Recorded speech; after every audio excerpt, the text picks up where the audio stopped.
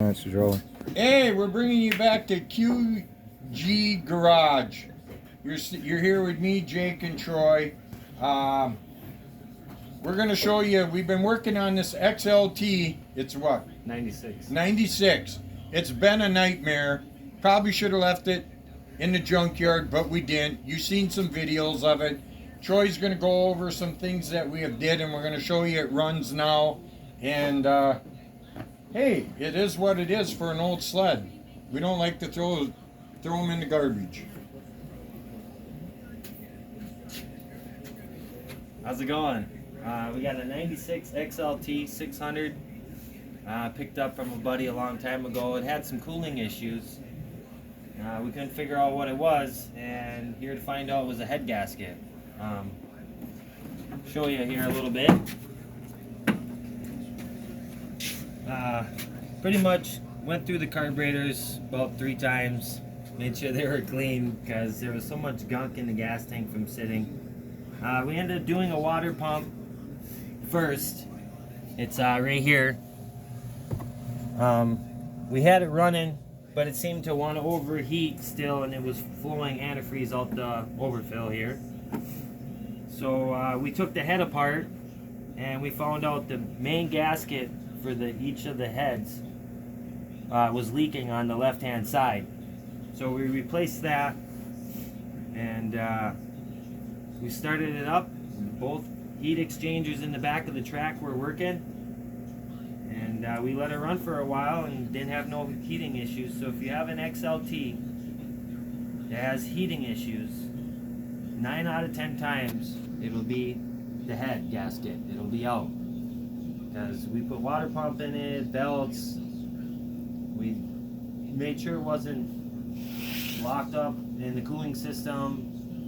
And Is there anything else, Troy, you should maybe check, like that hose with that one-way valve, if it could maybe be that? yeah, this little one-way valve right here is only supposed to suck and pull one way. If it pulls and sucks both ways, this is shot, because you don't want it to Push it back. push it back. You want it to only suck when it's overheating or it doesn't have a lot of antifreeze in it. I took the original pipe off this snowmobile because I wanted to try something different. We used to have like a double can system right here, so I cut the bottom off and welded the stock bracket back up and had a local exhaust shop, MG's exhaust here in St. Cloud. So if you want a good place to get some exhaust work done, go there. His name is Joe. It sounds a lot better. Don't sound like a stock snowmobile, so if you can't afford a loud pipe, it kind of makes it a little louder and you'd be a little bit more cooler. Did you have to jet the carbs or anything to this motor? No, I did not. I just cleaned them, adjusted the air and screw mixtures, and that's about it. The only thing I did do is I took the secondary apart over here. The belt I had was a little worn, so I adjusted these screws over here. That allows the width of the belt, how much it sits on the secondary, those bolts right there. But if your belt's way down in there, either you got the wrong belt or someone previously adjusted this wrong. I went there and stiffed the helix to number 3, and it has a red Erlinger in it. Other than that, snowmobile runs and pretty good. I haven't got to drive it because here in Minnesota there's no snow. But I did this cool graphic kit one day. It's kind of old school and new, which is kind of like a hot rod car, you know, back in the old days. The decal on it was faded. The whole hood looked like it sat outside for umpteen years in the sun, so it looked like shit. So I sanded it all down. Yeah, it don't look perfect, but at least it's better than what it is. Took some tape, made a pinstripe here, took some pinstriping, pinstriped it, painted the skis to match it. Tell them about that seat. We got to get a new seat. But you know, every Polaris owner deals with this shit. These seats never were good. So you know, we took the old fancy duct tape out and rednecked it.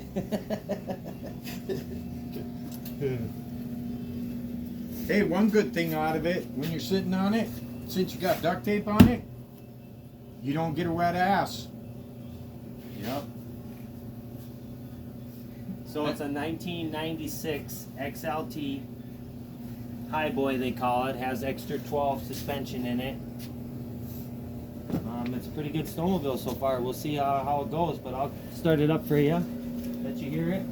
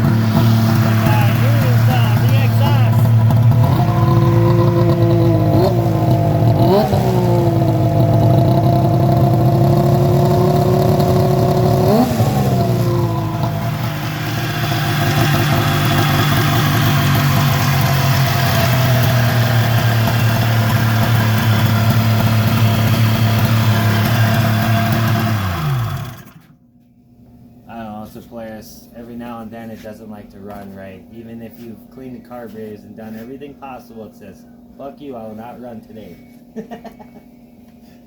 Then we just want to let you know our good buddy Mark, he helped us on it. He's not here. Let's shout out to him too. So, snowmobiling and working on snowmobiles is not perfect. You're always learning something new. So I just hope you guys follow us along, and we'll get better as we go. One good thing is we love this. I love snowmobiling. It's in my blood. My kids do it. My kids' friends do it. My grandkids do it. And I don't know what I would do if you couldn't even go out on the lake and putz around. If you ask me, I'm a hunter too. If you ask me to give up something that I had to, I'd give up hunting. I love hot rods, and this a 3-cylinder and 700 twins and the Arctic Cat 600s. They and the Yamaha 4-strokes, they're the badasses, and it don't matter if you ride a Polaris, Arctic Cat, Yamaha, whatever. They're all good machines. It's just the person driving them. And yes, they can be a pain in the ass, but they're fun. They're really a lot of fun. So thanks for staying tuned. Yeah.